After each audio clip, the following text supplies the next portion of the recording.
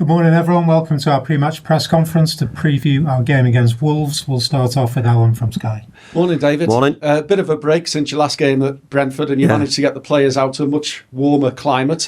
How did that go? Did you see that as being very beneficial? Yeah, I do. I think that it went really well. We had a good few days away. I think over the course of the year, the players and the staff have had it pretty tough here. You know, it's been tough how the season started and over recent seasons. But the players are playing really well, have played really well, got great results. So they deserved a little bit of time in the sunshine. Did it help any of those injured players? Were a number of them able to get over there with you? Yeah, we took all the players. Good that Seamus Coleman, Broja in the main, Chimiti, you know, are all sort of getting themselves closer to getting ready to play again. Well, we saw Patterson and Chimiti on the bench, didn't we, at Brentford? So anybody, is Seamus nearer this week? Seamus is much nearer as well. Whether he's ready to be, to be involved, I'm not quite sure yet. He's still training. We're obviously trying not to get him re-injured, so we're giving him every opportunity to make sure he's fine.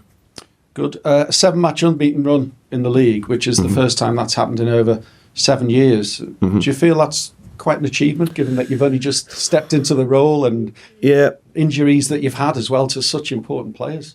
I think when I look back, I'll think it's a big achievement, but while you're in it, all you can really think about is the next game and making sure that you win it or you get something from the games.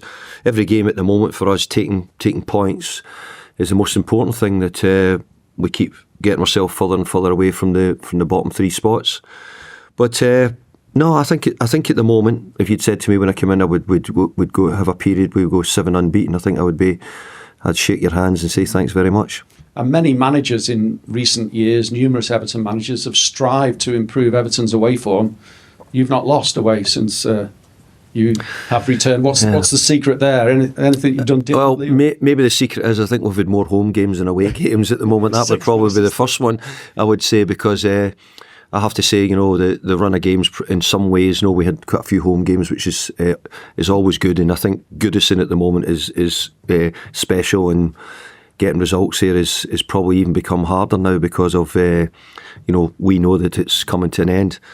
But I have to say, we've been away at Brighton, we've been away at Crystal Palace, been away at Brentford, and the players have done a really good job. So we have to try and keep it going. It's something which we have to build on, look to keep improving and making progress. I know with 11 games left to play now, the position that you're in, 15 points clear of the bottom 3, do you feel that it is just 1 or 2 victories will ensure that Premier League status? Well, it might be, but it might not be. So we have to always work on what not could happen. But I think at the moment we're trying to see if we can get a little bit better in every game and play a bit better and try and do better things. At the moment, the players have done a remarkable job in the whatever it be, 5 or 6 weeks. But no, I'm certainly not thinking that we're safe at the moment, that's for sure. We have to keep getting more points. What's your assessment of Wolves then for tomorrow? They're 10 points behind you. They're minus possibly their most creative and important player in Mateus Gueye as well. Well, I think they've done a really good job at Wolves, and I think Wolves are got themselves back on track. I think they've played well in a few games. They did a really good win at Bournemouth. Obviously, the week before the cup, they ran Bournemouth close in the cup game as well. But obviously, they lose a really important player for them.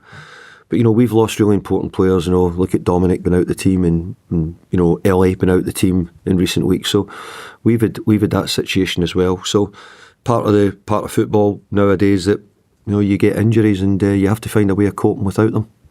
It's not the sort of kick-off time we're all used to on a Saturday. What's your feelings about it? Might be a lot more of them in the future, I suppose. But normally bottle of red wine down by that time, 8 o'clock on a Saturday night, maybe. don't do that this week. But no, it is. But I do think that we're all becoming a little bit more acclimatised to different kick-off times. I think if you're a traditionalist, then we probably don't see 8 o'clock on a Saturday night as a good footballing time. But it's the way it's going, and I think the football clubs are signing up to it now because of the money which coming in through the broadcasters. So we have to go with it, but obviously it'll ruin some people's Saturday night out. Still 90 minutes of football at the end of the day, isn't it? That's it. Good luck. Thank you. Next we'll go to Richard at Premier League Predictions. David, what's your assessment of this group of players and how they've performed since you came in? Because obviously, as a manager, you get a job because a team isn't performing necessarily as well as they would like to be. Have they surprised you in what's been achieved over the last 6 or 7 weeks? Yeah, I think they have. I think they've probably surprised all the people in this media room as well, how well they've done over recent weeks. And probably, if I'm being honest, they've probably surprised most of the Evertonians as well who've come to the game. I think now we're seeing players who are certainly stepping up to better levels. You might have questioned, you might win one game but we've actually showed a little bit of consistency in the last 5 or 6 weeks as well with what we've done. I think the bit now is, can you go further? What are you going to do next? How can we keep it going? And I'm just really talking about little bits of progress every week at the moment, because we're suddenly not going to, it might not be the right thing, we're certainly not turning water into wine, that's for sure. But if we can keep moving slightly along the road and feeling that we're a bit better, I think that's the right way to go, and I think it's the right way for this club to go as well. And you talked about the benefit of getting some sun on the players' backs. It's the first period, though, you've had where you're not looking to a game in the next 4 or 5 days. So how beneficial is that to actually get them on the training ground and work on things you want? Well, I've just come out of another club where I was playing nearly every 2 days with Europa League, 3 years in a row with the Europa League on a Thursday and a Sunday. Try to prepare your team to play. So at the moment it's been fantastic here, because it's in the main, we've had mainly full weeks to prepare for the games. It makes a huge difference. Not having as many games and getting your team ready. We've got more injuries than we'd like to. I could understand if we had loads and loads of games and you had these injuries. We've got too many injuries for so little games, if you want to put it that way. But it's certainly helped me, because it's given me a little bit more time with the players, and the last few days as well just gave us a chance to train a bit easier in the sun, take a bit of time, sit about and talk about how we're doing as well. So we've tried to do that. And looking ahead to Wolves, you've talked about the position you're in, the home form, how close you are essentially to achieving goal number 1, which is securing Premier League football for next season. How do you approach this game tomorrow? Well, I think it's a hugely difficult game, but I do think that about any of the games in the Premier League. Went away to Brentford last week thinking, my goodness, Brentford for most of the season were nearly unbeatable at home. We went to Brighton, and you're saying, to go and win at Brighton nowadays with what they've got. So we have to go and attempt to go into Wolves and put on as good a show as we can, play with the confidence we've been doing at the moment. But Wolves are in a situation as well, they need the points badly. So it's a game near the bottom of the league. I wish it wasn't, but that's what it is. Does that give you, as manager, confidence as well? You mentioned those trips away, the character, the steel perhaps that's been shown on those trips. Well, I think through the season you're going to have to win a number of away games as well in your sort of calendar of games to make sure that you're either a Premier League team or you're aiming to play in Europe or whatever you're aiming to do. Our record at the moment away from home has been very good. We want to keep it up. Don't know how many away games we've got now left. 5, 6. 5? 6, I think. 6, so there's still a bit to go before we say, by the end of all those games I might say it wasn't that good, but I have to say after 3 away from home I'm relatively pleased. Thank you. Thanks, Richard. We'll go to Shamoon at the BBC. Hi there. Not jealous at all for your trip, by the way. I thought you were going to say you'd noticed my tan. But yeah. The importance of Idris has been mentioned here, with Ramadan going on at the moment and possibly fasting as well. Yeah. Have you made any plans to manage his minutes in the next couple of games? Yeah, I mean, it's an interesting subject, because all the managers of this situation, we've all got boys who are doing Ramadan, and we all support it and back it. It started for us when we were in Abu Dhabi, actually, and the players started their fasting. So yeah, but I think a lot of the players have become good at knowing how to manage it, how to deal with it, and I mean we've got 3 or 4 players who are doing it at the moment, and hopefully they can do so. I also know that the authorities do a really good job in having sort of water breaks at different times in the game for the players, etc., who need it. So yeah, big supporter of the boys who do it, and try and back them all the way to the end of the Ramadan. Do you have to make any modifications to training, or do they crack on? No, we don't. But again, I think the modern footballer has to be able to cope with it. You know, it's one of those things. It's part of life, and the Muslim boys who do the fasting, I think have become much better. The players are becoming more understanding how they can do it, how it works best for them. So no, we're big supporters, but we understand exactly how difficult it can be as well. Yeah, after the Villa loss, the gap between yourselves and Wolves was just a point. It's now 10, as been mentioned. Does that just highlight how well the club has done on yourself in that short period of time? Well, I think in a couple of games recently we've been disappointed we've only taken a point, and that probably tells me a little bit more that, you know, there's been games where we felt, you know, even Brentford with big chances. No, the game was very even, but with big chances and individual chances to probably win the game. You know, we felt for long periods against Manchester United we should have been in front and stayed in front.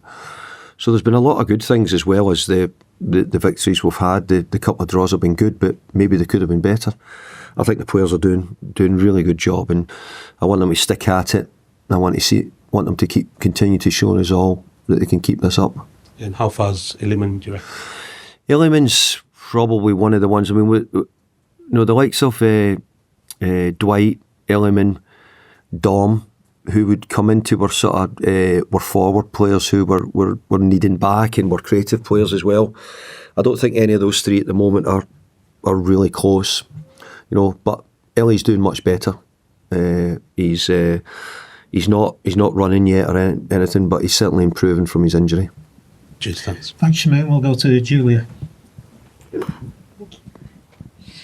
Some of the players recently have been saying that you've given them confidence when they're playing. The latest one is Alcaraz. I just wondered, how are you doing that as a manager? Is it an individual assessment on each player on how you bring out that confidence?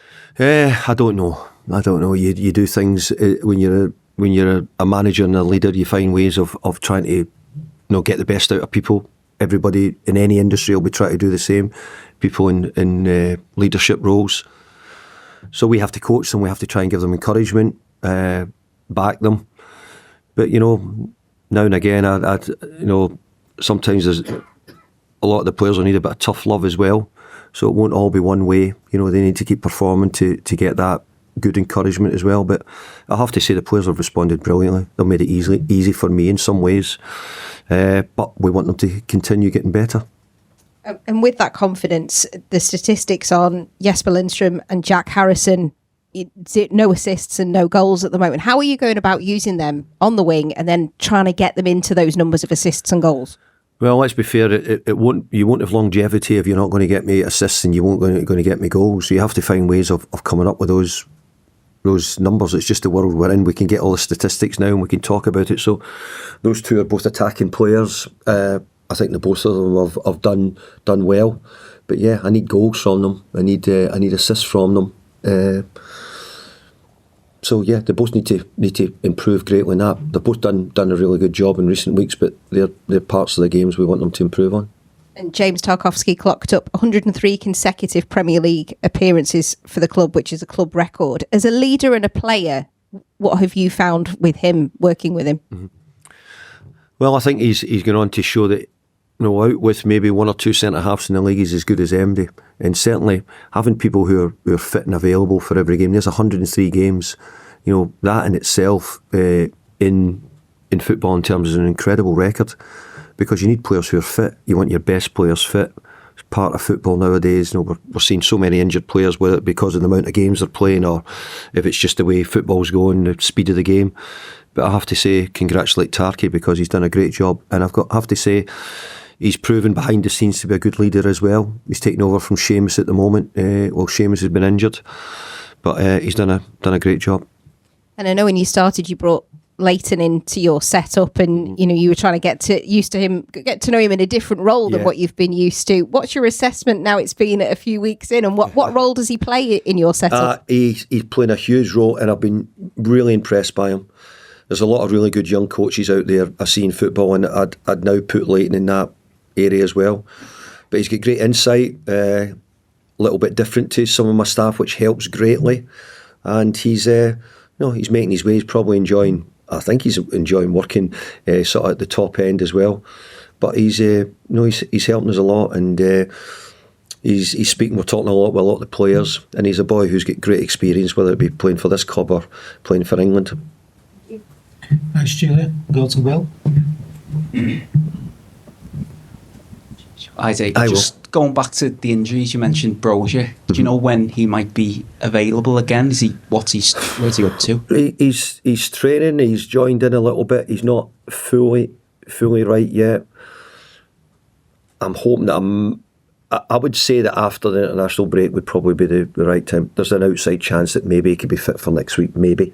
But at the moment, I can only follow the medical team. But if I was probably guessing, I'd probably say it looks more like after the international break. And then Ndiaye, McNeil, Calvert, when you're looking at April, probably. Yeah, I don't see them quite on the horizon yet. You know, the likes of Seamus and that, those boys are back in and around it a little bit without being match fit and without being sort of any minutes under their belt, any of them. They're getting back into training, but those other three we mentioned are still a wee bit away yet. And Nathan Patterson was back on the bench at Brentford. He's a player who's been up and down since he arrived here from Rangers. How do you think he can get the best out of him? Because there was really a lot of hype around him when he come from Rangers a few years ago. Well, I think he's been here a couple of years now, is it? Maybe more than that? Yeah.